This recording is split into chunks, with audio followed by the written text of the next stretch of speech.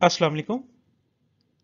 अगर हमारे पास एक होस्ट ए राउटर R1 के साथ कनेक्ट हो और एक होस्ट बी राउटर R2 के साथ कनेक्ट हो, तो क्या ये दोनों होस्ट आपस में कम्युनिकेशन कर सकते हैं? हमारे पास दोनों राउटरों के दरमियान कोई राउटिंग प्रोटोकॉल नहीं चल रहा। इस वीडियो में हम लैब 2 करेंगे, जिसमें हम ये आइडेंटिफाई करेंगे, हम ये वेरीफाई करेंगे कि क्या ये दोनों होस्ट आपस में कम्युनिकेशन कर सकते हैं, जो कि इन दो राउटर्स के साथ कनेक्टेड हैं और कोई भी राउटिंग प्रोटोकॉल इन दोनों राउटर्स के दरमियान नहीं चल रहा। तो हम देखते हैं कि इस लैब में हमारे पास राउटर R1 के साथ एक होस्ट ए कनेक्टेड है, जिसे हमने आईपी एड्रेस असाइन किया है एक नेटवर्क में से 192.168.5.0/24 नेटवर्क में से .1 आईपी एड्रेस कॉन्फ़िगर होगा राउटर की इंटरफेस पे, जो कि गेटवे होगा होस्ट ए के लिए। और हमारे पास होस्ट ए का आईपी एड्रेस कॉन्फ़िगर होगा 192.168.5.2/24। इसी तरह दोनों राउटर्स के दरमियान भी हमें कम्युनिकेशन करवानी है। उसके लिए हमने एक सब नेटवर्क रिजर्व किया है क्लास ए में से 10.1.1.0/30। इसमें हमारे पास .1 आईपी एड्रेस राउटर R1 की इंटरफेस पे कॉन्फ़िगर्ड है और .2 आईपी एड्रेस राउटर R2 की इंटरफेस पे कॉन्फ़िगर्ड है। इसी तरह हमारे पास एक और नेटवर्क राउटर R2 और होस्ट B के दरमियान कॉन्फ़िगर्ड है 172.168.1.0/24। इसमें हमारे पास .1 राउटर की इंटरफेस पे कॉन्फ़िगर्ड है और .2 हमारे पास होस्ट B को साइन है। और होस्ट बी के लिए ये .1 आईपी एड्रेस जो राउटर की इंटरफेस पे कॉन्फ़िगर्ड है, ये गेटवे एड्रेस होगा। तो हमने वेरीफाई करना है कि होस्ट ए होस्ट बी के साथ कम्युनिकेशन कर सकता है या नहीं कर सकता, यानी कि 192.168.5.2 और 172.16.1.2 इन दोनों आईपी एड्रेसेस की आपस में कम्युनिकेशन हो सकती है या नहीं हो सकती। यहां पे एक चीज नोट करने की यह है कि हमारे पास टोटल 3 नेटवर्क्स कॉन्फ़िगर्ड हैं। पहला नेटवर्क हमारे पास 192.168.5.0/24 के साथ है, जो होस्ट ए और राउटर R1 के दरमियान कॉन्फ़िगर्ड है। दूसरा नेटवर्क हमारे पास 10.1.1.0/30, जो कि एक सब नेटवर्क है क्लास ए का। ये हमारे पास राउटर R1 और राउटर R2 के दरमियान कॉन्फ़िगर्ड है। इसी तरह हमारे पास एक थर्ड नेटवर्क है 172.168.1.0/24, जो हमारे पास राउटर R2 और होस्ट B के दरमियान कॉन्फ़िगर्ड है। और हम आइडेंटिफाई करने जा रहे हैं कि क्या होस्ट A होस्ट B के साथ कम्युनिकेशन कर सकता है या नहीं कर सकता। तो हमारा आंसर या तो हाँ में होगा और या ना में होगा कि ये दोनों सिस्टम होस्ट ए और होस्ट बी आपस में कम्युनिकेशन या तो कर सकते हैं और या कम्युनिकेशन नहीं कर सकते। तो इस केस में हमारे पास आंसर है जी नहीं, होस्ट ए होस्ट बी के साथ कम्युनिकेशन नहीं कर सकता। लेकिन रुकें, क्या आपको पता है कि ये क्यों और कैसे आपस में कम्युनिकेशन नहीं कर सकते? तो इस केस में हमारे पास ये होस्ट ए होस्ट बी के साथ कम्युनिकेशन नहीं कर सकता। हमारा आंसर नहीं में होगा। और ये आंसर क्यों नहीं में होगा, यानी कि हमारे पास होस्ट ए होस्ट बी के साथ कम्युनिकेशन क्यों नहीं कर सकता, क्या रीजन है, क्या वजह है कि ये आपस में कम्युनिकेशन नहीं कर सकते, वो क्या चीज है जो इनको कम्युनिकेशन करने में रोकेगी। उसके लिए राउटिंग की अंडरस्टैंडिंग जरूरी है। इस लैब में हम राउटिंग को अंडरस्टैंड करेंगे परफॉर्म करके कि किस तरह होस्ट ए होस्ट बी के साथ कम्युनिकेशन नहीं कर सकता। तो राउटिंग की अंडरस्टैंडिंग के लिए हमारे पास जिस चीज को हमने समझना है वो है राउटिंग टेबल। देन हम राउटिंग प्रोसेस की बात करेंगे, ओएसआई लेयर्स के हवाले से हम डिस्कस करेंगे। देन हम फॉरवर्ड पाथ और रिवर्स पाथ के हवाले से डिस्कस करेंगे। तो सबसे पहले हम राउटिंग टेबल को अंडरस्टैंड करते हैं। तो इस केस में हमारे पास दो राउटर्स हैं, राउटर R1 और राउटर R2, और हर राउटर का अपना एक राउटिंग टेबल होता है। तो इस तरह राउटर R1 का अपना राउटिंग टेबल होगा और राउटर R2 का अपना राउटिंग टेबल होगा। राउटर R1 की अगर हम राउटिंग टेबल की बात करें तो राउटर R1 के साथ जो इंटरफेसेस कनेक्टेड हैं उनसे जो नेटवर्क मिल रहे हैं उनमें है GE0/0/0 इंटरफेस से जो नेटवर्क मिल रहा है 192.168.5.0/24 और GE0/0/1 की तरफ से जो इसे नेटवर्क मिल रहा है वो है 10.1.1.0/30। तो राउटर अपना राउटिंग टेबल अपडेट करेगा, वो इन दोनों राउट्स को ऐड करेगा। फॉर एग्जाम्पल 192.168.5.0/24 को वो ऐड करेगा एज अ कनेक्टेड राउट और नेक्स्ट हॉप में वो इस इंटरफेस को मेंशन करेगा GE0/0/0 को। इसी तरह इस इंटरफेस GE0/0/0 पे जो आईपी एड्रेस कॉन्फ़िगर्ड है लोकली 192.168.5.1 राउटर उसे as a locally route add करेगा और उसे कैपिटल एल के साथ ज़ाहिर करेगा और राउटर लोकल राउट्स को हमेशा /32 के साथ ऐड करता है क्योंकि वो एक ही आईपी उस राउटर के इंटरफेस पे कॉन्फ़िगर होता है। इसी तरह राउटर की दूसरी इंटरफेस GE0/0/1 के ऊपर जो राउट कॉन्फ़िगर्ड है वो है 10.1.1.0/30।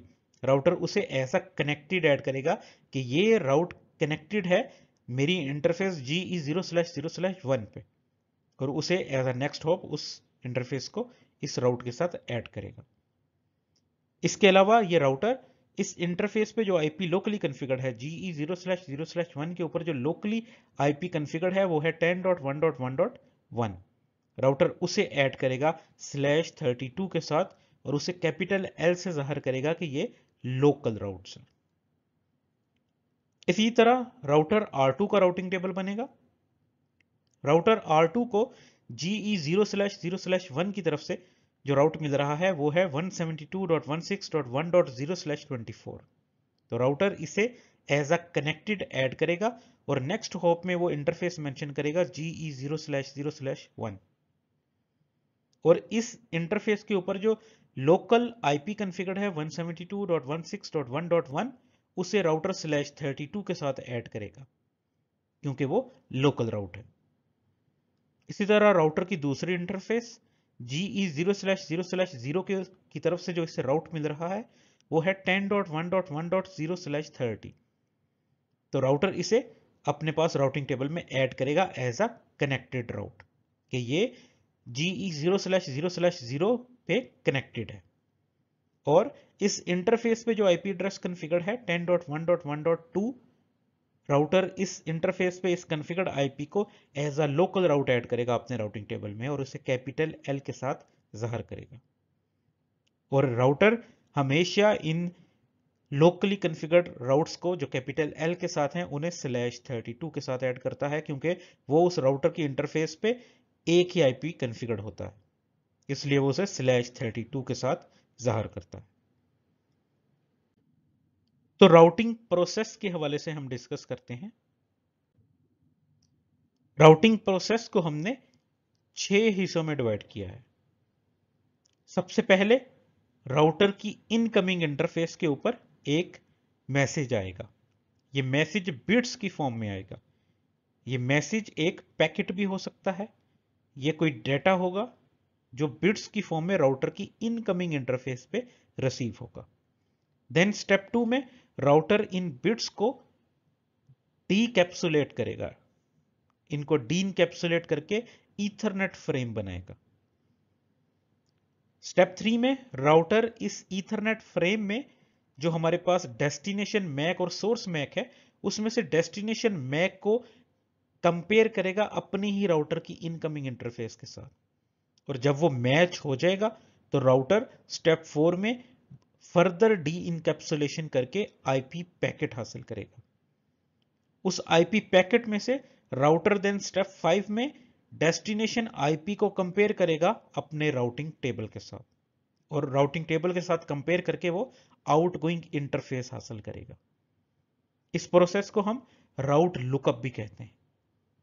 तो जब आउटगोइंग इंटरफेस उसे मिल जाएगी देन राउटर स्टेप 6 में उस आउटगोइंग इंटरफेस के ऊपर उस पैकेट को जो रिसीव हुआ था इनकमिंग इंटरफेस पे आउटगोइंग इंटरफेस पे सेंड कर देगा, लेकिन सेंड करने से पहले वो उस आईपी पैकेट को ईथरनेट फ्रेम में इनकैप्सुलेट करेगा, देन उसे बिट्स की फॉर्म में इनकैप्सुलेशन करके आउटगोइंग इंटरफेस पे सेंड कर देगा। ओएसआई लेयर्स के हवाले से हम डिस्कस करते हैं। इस केस में हमारे पास 4 नेटवर्क डिवाइसेस हैं, host A, router R1, router R2 और होस्ट B। ओएसआई लेयर्स की अगर हम बात करें तो होस्ट ए डाटा को इनकैप्सुलेट करेगा एप्लीकेशन से presentation, then session, then transport, then network, then data link और फिजिकल लेयर में। फिजिकल लेयर में यह डाटा बिट्स की फॉर्म में राउटर R1 को सेंड कर दिया जाएगा। राउटर R1 की इस इनकमिंग इंटरफेस के ऊपर यह डाटा रिसीव होगा फिजिकल लेयर में। राउटर देन उसे डी इनकैप्सुलेट करेगा डाटा लिंक लेयर में। डाटा लिंक लेयर से डी इनकैप्सुलेशन होगी नेटवर्क लेयर में। देन राउटर अपनी आउटगोइंग इंटरफेस के ऊपर इस मैसेज को या इस पैकेट को दोबारा से नेटवर्क लेयर से डाटा लिंक लेयर में और देन फिजिकल लेयर में इनकैप्सुलेट करके बिट्स की फॉर्म में इस लिंक के ऊपर इस डाटा को सेंड कर देगा राउटर R2 को। राउटर R2 की इस इनकमिंग इंटरफेस के ऊपर ये डाटा जो है बिट्स की फॉर्म में रिसीव होगा। R2 राउटर इसे डाटा लिंक में और देन नेटवर्क लेयर में डी इनकैप्सुलेट करेगा। देन आउटगोइंग इंटरफेस के ऊपर ये राउटर उसे नेटवर्क लेयर से डाटा लिंक लेयर में और देन डाटा लिंक लेयर से फिजिकल लेयर में इनकैप्सुलेट करके बिट्स की फॉर्म में डाटा को इस लिंक पे होस्ट बी को सेंड कर देगा। होस्ट बी के पास ये जो डाटा है ये बिट्स की फॉर्म में रिसीव होगा, जो then data link, network, transport, session, presentation और एप्लीकेशन लेयर में डी इनकैप्सुलेट होके ये मैसेज होस्ट बी को रिसीव हो जाएगा। इसी तरह से अगर हम उलट डायरेक्शन में बात करेंगे, होस्ट बी ने जब होस्ट ए को सेंड करना है तो होस्ट बी इसे एप्लीकेशन से presentation, session, transport, network, data link और फिजिकल लेयर में बिट्स की फॉर्म में इस लिंक पे डाटा सेंड करेगा। देन राउटर R2 की इस इनकमिंग इंटरफेस के ऊपर ये डाटा बिट्स की फॉर्म में जो रिसीव होगा वो फिजिकल लेयर से डाटा लिंक लेयर में, देन नेटवर्क लेयर में। राउटर R2 की आउटगोइंग इंटरफेस पे ये नेटवर्क लेयर से डाटा लिंक लेयर में और डाटा लिंक लेयर से फिजिकल लेयर में बिट्स की फॉर्म में ये डाटा सेंड होगा राउटर R1 को। राउटर R1 की इनकमिंग इंटरफेस के ऊपर ये डाटा बिट्स की फॉर्म में रिसीव हुआ, देन डाटा लिंक लेयर में और देन नेटवर्क लेयर में ये डी इनकैप्सुलेट होगा। राउटर R1 की आउटगोइंग इंटरफेस के ऊपर ये डाटा नेटवर्क से डाटा लिंक लेयर में और देन फिजिकल लेयर में इनकैप्सुलेट होके बिट्स की फॉर्म में ये डाटा होस्ट ए को सेंड कर दिया जाएगा और होस्ट ए की इस इंटरफेस के ऊपर ये डाटा फिजिकल लेयर से data link layer, then network, then transport, then session, then presentation और देन एप्लीकेशन में, और इस तरह डाटा जो है ये होस्ट ए को रिसीव हो जाएगा। फॉरवर्ड पाथ की अगर हम बात करें तो इस केस में अब हम फॉरवर्ड केस में देखते हैं। इस केस में हम तसव्वुर करते हैं कि होस्ट ए ने डाटा सेंड करना है होस्ट बी को, तो होस्ट ए सोर्स होगा, होस्ट बी डेस्टिनेशन होगा। तो होस्ट ए जो डाटा होस्ट बी को सेंड करेगा ये हमारे पास जो पाथ बनेगा ये फॉरवर्ड पाथ होगा। तो होस्ट ए जो कि सोर्स है वो इस डाटा को इनकैप्सुलेट करेगा। इनकैप्सुलेट करके वो जब नेटवर्क लेयर, थर्ड लेयर बनाएगा, लेयर 3, तो वो उस लेयर 3 में सोर्स आईपी और डेस्टिनेशन आईपी को हेडर में ऐड करेगा। तो इस केस में सोर्स क्या है, क्योंकि होस्ट ए ने डाटा सेंड करना है तो ये सोर्स हुआ, तो वो सोर्स में 192.168.5.2 को अपडेट करता है सोर्स आईपी में, और डेस्टिनेशन आईपी जिससे इसने बात करनी है और वो है होस्ट बी। डेस्टिनेशन में वो होस्ट बी का आईपी एड्रेस एंटर करेगा 172.168.1.2 डेस्टिनेशन आईपी में ऐड होगा।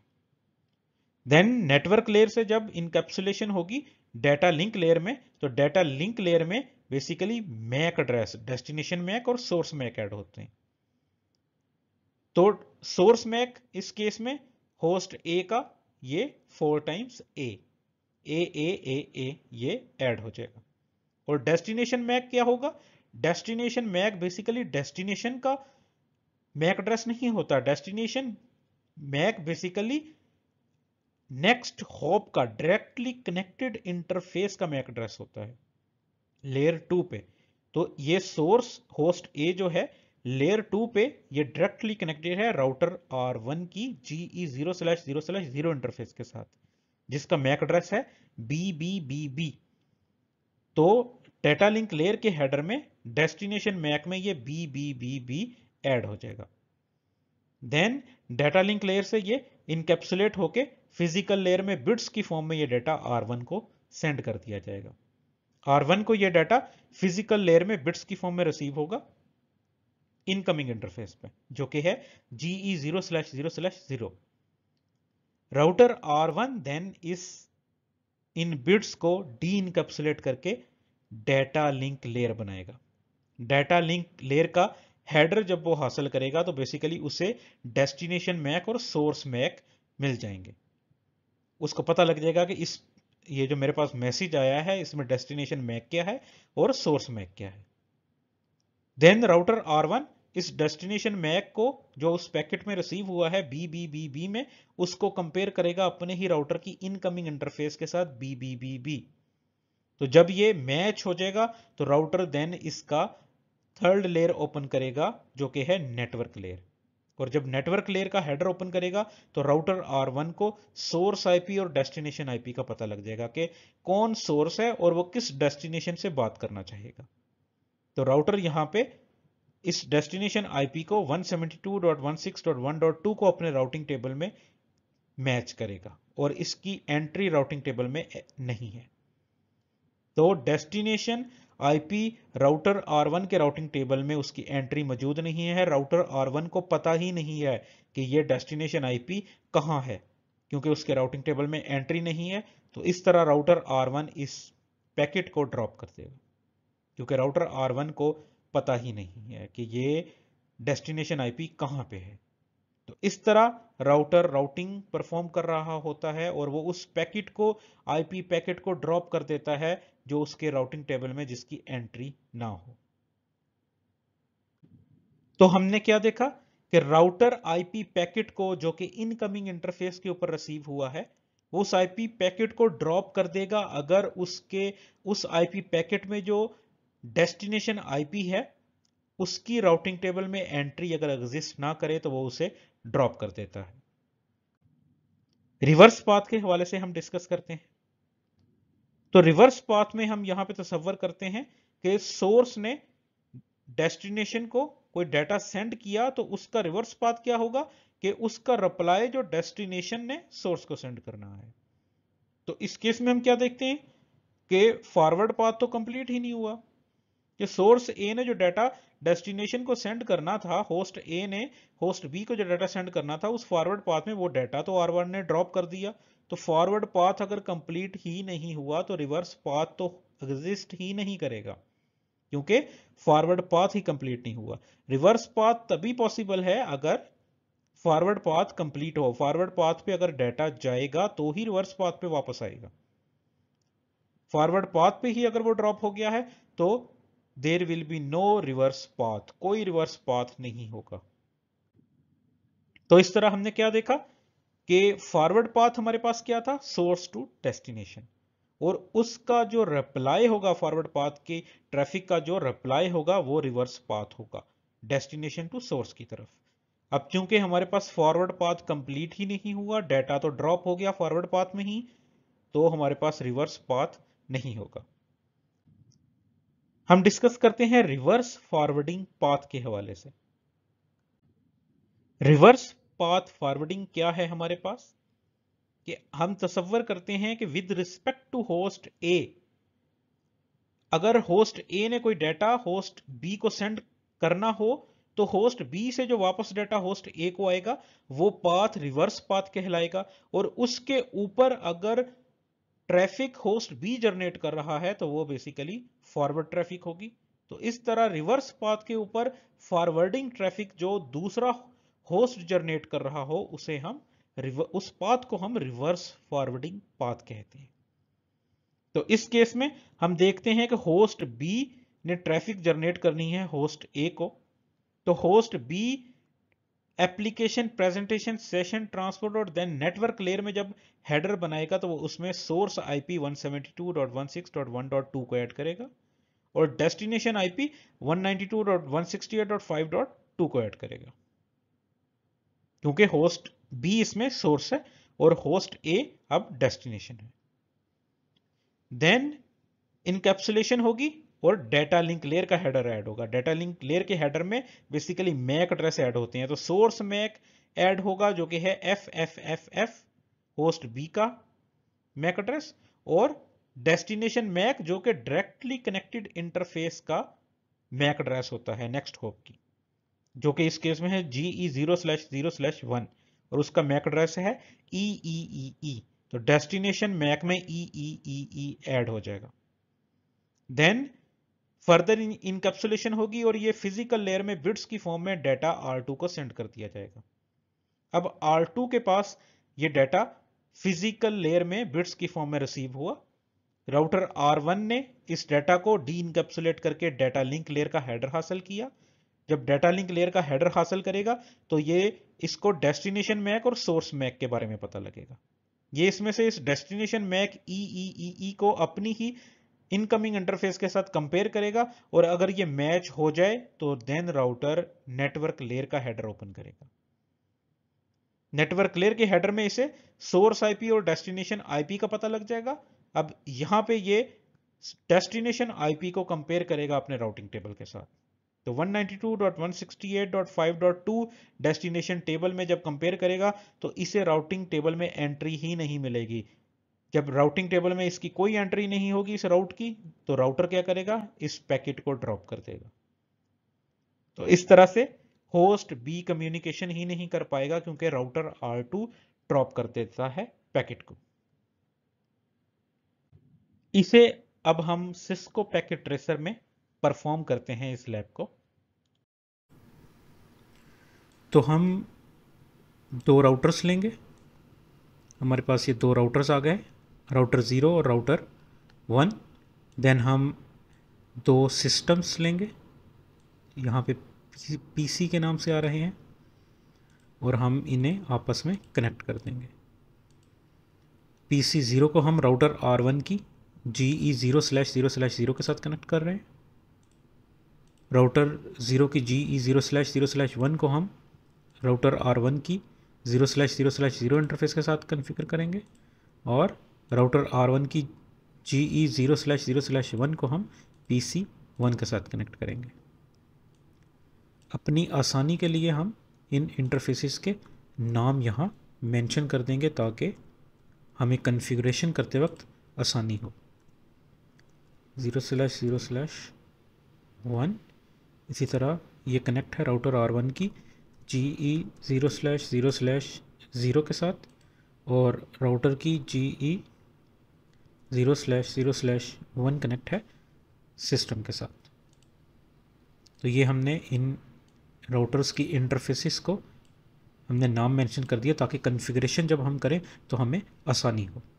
अब हम इसे नेटवर्क, इनके जो नेटवर्क हमने कॉन्फ़िगर करने हैं वो भी हम यहाँ पे डिफ़ाइन कर देते हैं। हमने राउटर R0 के साथ जो नेटवर्क कॉन्फ़िगर करना है वो हमारे पास है 192.168.5.0/24। हम राउटर की इंटरफेस पे कॉन्फ़िगर करेंगे 1, जो कि गेटवे होगा PC 0 का, और PC 0 पे हम कॉन्फ़िगर करेंगे .2। इसी तरह दूसरा नेटवर्क जो हमने कॉन्फ़िगर करना है PC 1 और राउटर R1 के दरमियान वो है 172.168.1.0/24। हम राउटर की इंटरफेस पे कॉन्फ़िगर करेंगे R1 पे .1, और हम PC 1 को असाइन करेंगे .2। इसी तरह दोनों राउटर्स के दरमियान जो हम कॉन्फ़िगरेशन करेंगे, जो हम पूल कॉन्फ़िगर करेंगे वो है हमारे पास 10.1.1.0/30, जो कि एक सब नेटवर्क है क्लास A का। और हम राउटर R1 की तरफ इसका IP कॉन्फ़िगर करेंगे .1, और R2 की तरफ इसका IP कॉन्फ़िगर करेंगे .2। तो ये हमने IP स्कीम इसकी मेंशन कर दी जो हम इसकी कॉन्फ़िगरेशन करेंगे। तो कॉन्फ़िगरेशन स्टार्ट करते हैं। सबसे पहले हम इस सिस्टम PC0 को IP एड्रेस असाइन करते हैं। हम इसके डेस्कटॉप में जाएंगे IP कॉन्फ़िगरेशन में, और यहाँ पे हम इसको IP एड्रेस असाइन करेंगे 192.168.5.2। सबनेट मास्क करेक्ट है 255.255.255.0, और हम इसे गेटवे असाइन करेंगे 192.168.5.1। ये गेटवे राउटर की इंटरफेस GE0/0/0 का IP एड्रेस होगा। अब हम राउटर की इंटरफेसेस को कॉन्फ़िगर करते हैं R0 को। तो सबसे पहले हम राउटर की इंटरफेस कॉन्फ़िगर करेंगे GE0/0/0 जो कि PC0 के साथ कनेक्टेड है। तो हम कॉन्फ़िग टर्मिनल में जाते हैं और हम यहाँ पे इंटरफेस गीगा ईथरनेट 0/0/0 और हम इसे IP एड्रेस असाइन करेंगे 192.168.5.1, और सबनेट मास्क होगा इस नेटवर्क का 255.255.255.0, और हम इसे नो शट कर देंगे। तो जैसे ही हम इसे नो शट करेंगे हम देख सकते हैं कि ये इंटरफेस अप हो गई है। इसी तरह हम इस राउटर की दूसरी इंटरफेस जो कि दूसरे राउटर के साथ कनेक्टेड है, जो कि है गीगाबिट ईथरनेट 0/0/1, इस पे IP एड्रेस कॉन्फ़िगर करेंगे हम, जो कि है 10.1.1.1, और सबनेट मास्क होगा 255.255.255.252 जो कि /30 का सबनेट मास्क है, और हम इसे भी नो शट कर देंगे। तो ये इंटरफेस भी अप हो गई। तो हमने राउटर R0 की कॉन्फ़िगरेशन कंप्लीट कर ली है, इंटरफेस GE0/0/0 की भी और 0/0/1 की भी। अब हम राउटर R1 की कॉन्फ़िगरेशन करते हैं, और राउटर R1 की हमने GE0/0/0 की तरफ जो हमने IP एड्रेस कॉन्फ़िगर करना है, हम कॉन्फ़िग टी में जाएंगे और इंटरफेस गीगाबिट ईथरनेट 0/0/0, और हम इसे IP एड्रेस कॉन्फ़िगर करेंगे 10.1.1.2, और इसका /30 का मास्क होगा 252 फोर्थ ऑक्टेट में। हम इसे नो शट करेंगे। अब हमने राउटर R0 की पोर्ट को ऑलरेडी नो शट किया हुआ था। जब हम इसे नो शट करेंगे तो हम देख सकते हैं कि दोनों राउटर्स के दरमियान जो लिंक है वो ग्रीन हो चुका है, अप हो चुका है। अब हम इस राउटर की दूसरी इंटरफेस कॉन्फ़िगर करते हैं गीगाबिट ईथरनेट 0/0/1 जो कि PC1 के साथ कनेक्टेड है, और हम इसे IP एड्रेस असाइन करेंगे 172.168.1.1, और इसका सबनेट मास्क। देन हम इसे भी नो शट कर देंगे। तो हम देख सकते हैं कि ये इंटरफेस भी अप हो गई है। अब हम PC1 को कॉन्फ़िगर करेंगे, और PC1 को हमने जो IP एड्रेस असाइन करना है, हम डेस्कटॉप में IP कॉन्फ़िगरेशन में इसे IP एड्रेस असाइन करेंगे 172.168.1.2, और इसका जो मास्क होगा, इसका डिफ़ॉल्ट, क्योंकि ये क्लास B का है, ये इसका डिफ़ॉल्ट सबनेट मास्क है। हम इसका जो मास्क है वो 255.255.255.0 कॉन्फ़िगर करेंगे, क्योंकि हमने इसे /24 के साथ ये क्लास B का हमने सब नेटवर्क लिया है, और हमारा गेटवे होगा 172.168.1.1 जो कि राउटर की इंटरफेस का IP एड्रेस है। तो अब हमने इस लैब में इन चारों इक्विपमेंट्स को कॉन्फ़िगर कर दिया है, राउटर R0 को भी, राउटर R1 को भी, PC0 को भी और PC1 को भी। अब हम इन्हें point two point connectivity verify करते हैं। PC0 से राउटर R0 के दरमियान इस लिंक को हम सबसे पहले वेरीफाई करेंगे। तो PC1 की हम कमांड प्रॉम्प्ट में जाएंगे और यहाँ से हम पिंग करेंगे गेटवे को, जो कि है 192.168.5.1। तो हमें गेटवे पिंग हो रहा है, इसका मतलब है कि ये लिंक अप है। इसी तरह हम राउटर R0 पे जाएंगे और R1 वाली इंटरफेस को पिंग करेंगे कि ये कनेक्टिविटी ओके है या नहीं ओके है। तो हम राउटर R0 पे जाते हैं और इस R0 पे हम पिंग करेंगे दूसरी इंटरफेस को, जो कि R1 की है और जिसका IP है 10.1.1.2। हमने इसे पिंग किया और हम देख सकते हैं कि हमारे पास इसका रिप्लाई आ रहा है। तो इसका मतलब ये हुआ कि हमारा राउटर R0 और R1 के दरमियान ये जो कनेक्शन है ये भी अप है। अब हम वेरीफाई करते हैं राउटर R1 और PC1 के दरमियान कनेक्टिविटी का। इसे हम R1 में के थ्रू भी पिंग करके देख सकते हैं और PC1 से भी पिंग करके देख सकते हैं। फॉर एग्जांपल अगर हम R1 से पिंग करते हैं PC2 को, जिसका IP है 172.16.1.2, तो हम देख सकते हैं कि हमारे पास रिप्लाई आ रहा है। इसी तरह अगर हम PC1 पे जाएं और PC1 से हम उसका गेटवे जो कि R2 का IP है वो पिंग करें, वो है 172.16.1.1, तो हम देखते हैं कि हमें वो पिंग हो रहा है। तो हमारी कनेक्टिविटी ओके हो गई है, पॉइंट टू पॉइंट ये लिंक रीचेबल है। राउटर R1 और R0 के दरमियान कनेक्टिविटी भी ओके है। अब हम PC0 से PC1 को पिंग करेंगे। तो PC0 से हम PC1 का IP है 172.16.1.2। जब हम इसे पिंग करते हैं तो हमारे पास रिप्लाई नहीं आता, हमारे पास रिप्लाई आ रहा है गेटवे से, और आगे आ रहा है कि destination host unreachable. It means कि हम पिंग नहीं कर सकते, PC0 PC1 को पिंग नहीं कर सकता। इसी तरह अगर हम PC1 को ओपन करते हैं और वहाँ से PC0 को पिंग करते हैं जो जिसका IP है 192.168.5.2, तो हम देख सकते हैं कि हमारे पास डेस्टिनेशन होस्ट अनरीचेबल आ रहा है, मीन्स कि ये पिंग सक्सेसफुल नहीं है। हमारे पास डेस्टिनेशन होस्ट अनरीचेबल है और हमें जो पिंग मिल रहा है वो गेटवे से मिल रहा है। तो इसका मतलब ये हुआ कि ये दो सिस्टम्स जो दो राउटर्स के साथ कनेक्टेड हैं और वो दोनों राउटर्स के दरमियान अगर कोई भी राउटिंग प्रोटोकॉल नहीं चल रहा तो ये आपस में पिंग नहीं कर सकते। और उसकी रीज़न क्या है? उसकी रीज़न हम अब ट्रबल शूट करते हैं। PC1 को हम ओपन करते हैं, हम इसकी कमांड प्रॉम्प्ट में, और यहाँ से ट्रेस करते हैं। हमारा डेस्टिनेशन है PC1 जिसका IP है 172.16.2.1.2। हम इसे ट्रेस करते हैं तो हम क्या देखते हैं कि हमारे पास सबसे पहला जो होप आया है वो है 192.168.5.1, और उसके बाद भी हमारे पास जो पैकेट है वो इसी राउटर पे ही है 192.168.5.1, और उसके बाद हमारे पास रिक्वेस्ट टाइम आउट आ रहा है। तो इसका मतलब ये हुआ कि ये पैकेट हमारे सिस्टम से निकला है और 5.1 के पास जा रहा है और 5.1 से आगे नहीं जा रहा। तो अगर हम 5.1 पे देखें तो इसका मतलब है कि 5.1 हमारे पास राउटर R0 है।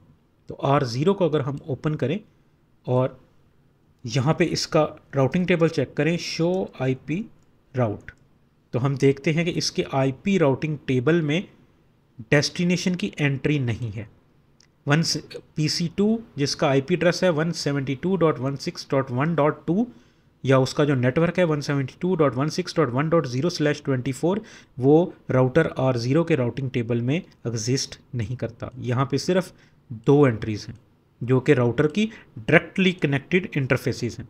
एक GE0/0/0 पे जो नेटवर्क है 192.168.5.0 हमारे पास उसका राउट आ रहा है, और राउटर की अपनी ही इंटरफेस के ऊपर जो IP एड्रेस कन्फिगर होगा 192.168.5.1 वो राउट आ रहा है, और राउटर की दूसरी इंटरफेस GE0/0/1 के ऊपर जो नेटवर्क कन्फिगर है 10.1.1.0 वो हमारे पास आ रहा है, और राउटर की अपनी ही इंटरफेस पे जो IP एड्रेस कन्फिगर है वो हमारे पास राउट डेस्टिनेशन राउटिंग टेबल में मौजूद है। लेकिन हमारे पास राउटिंग टेबल में वो एंट्री मौजूद नहीं है जो कि दूसरे नेटवर्क की है, क्योंकि राउटर अपने पास सिर्फ डायरेक्टली कनेक्टेड इंटरफेसेस की का राउट जो है वो राउटिंग टेबल में मेंटेन करता है, और बाकी राउट्स जो है वो राउटर राउटिंग प्रोटोकॉल के थ्रू मेंटेन करता है। तो चूंकि राउटर R0 और R1 के दरमियान कोई प्रोटोकॉल नहीं चल रहा, इसलिए ये राउट 172.168.1.0/24 राउटर R1 के पास मौजूद नहीं है, जिसकी वजह से PC0 और PC1 के दरमियान कम्युनिकेशन नहीं हो पा रही है। अब हम यहाँ पे अगर राउटर R0 का राउटिंग टेबल यहाँ पे मेंशन करें तो राउटर R0 के पास राउटिंग टेबल में एंट्री होगी 192.168.5.0/24 की, इस नेटवर्क की, और 10.1.1.0/30 के नेटवर्क की। राउटर R0 के राउटिंग टेबल में हमारे पास ये एंट्रीज होंगी। इसी तरह अगर हम राउटर R1 का राउटिंग टेबल बनाएं, राउटिंग टेबल R1 का, तो इसके राउटिंग टेबल में एंट्री किसकी होगी? 10.1.1.0/30 नेटवर्क की, जो कि इसके साथ डायरेक्टली कनेक्टेड है, और 172.16.1.0/24 के नेटवर्क की, जो कि इसके साथ डायरेक्टली कनेक्टेड है।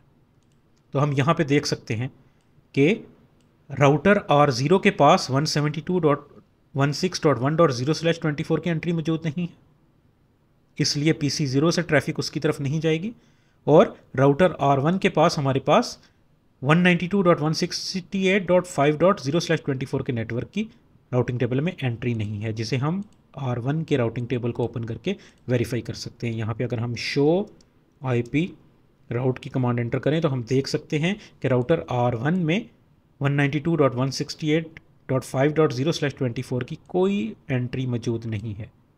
और यही वजह है कि राउटिंग टेबल में जब एंट्री मौजूद नहीं होती और उसके पास जब पैकेट आता है तो वो डेस्टिनेशन को कंपेयर करता है, और अगर डेस्टिनेशन IP राउटिंग टेबल में मौजूद नहीं होगा तो राउटर उसे ड्रॉप कर देगा।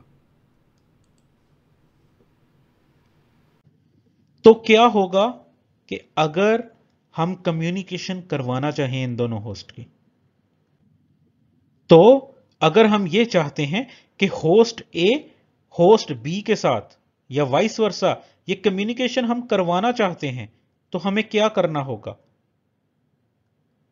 तो इस केस में हमें या तो स्टैटिक राउट ऐड करना पड़ेगा, और या हमें डायनेमिक राउटिंग करवानी पड़ेगी R1 और R2 के दरमियान। अगर हम स्टैटिक राउट कॉन्फ़िगर करेंगे तो हमने देखा था कि फॉरवर्ड पाथ में होस्ट A ने अगर होस्ट B के साथ कम्युनिकेशन करनी है तो फॉरवर्ड पाथ में R1 ने पैकेट को ड्रॉप कर दिया था, तो हमें R1 पे एक राउट ऐड करना पड़ेगा टूवर्ड्स R2। और इसी तरह रिवर्स फॉरवर्डिंग पाथ में हमने क्या देखा था कि R2 ने पैकेट ड्रॉप कर दिया था। जब होस्ट B ने होस्ट A से अगर बात करनी हो तो R2 ने पैकेट ड्रॉप कर दिया था, तो इस केस के लिए हमें R2 पे भी एक स्टैटिक राउट ऐड करना पड़ेगा। तो इस तरह हमें दो स्टैटिक राउट ऐड करने पड़ेंगे होस्ट A और होस्ट B की कम्युनिकेशन करवाने के लिए। और या हमें डायनेमिक राउटिंग करवानी पड़ेगी R1 और R2 के दरमियान। हम डायनेमिक राउटिंग प्रोटोकॉल चलाएंगे जिसमें राउटर R1 अपना राउटिंग टेबल R2 से शेयर करेगा और R2 अपना राउटिंग टेबल R1 से शेयर करेगा, और इस तरह एक दूसरे को राउट्स का आइडिया हो जाएगा और होस्ट A और होस्ट B के दरमियान कम्युनिकेशन जो है वो कंप्लीट हो जाएगी।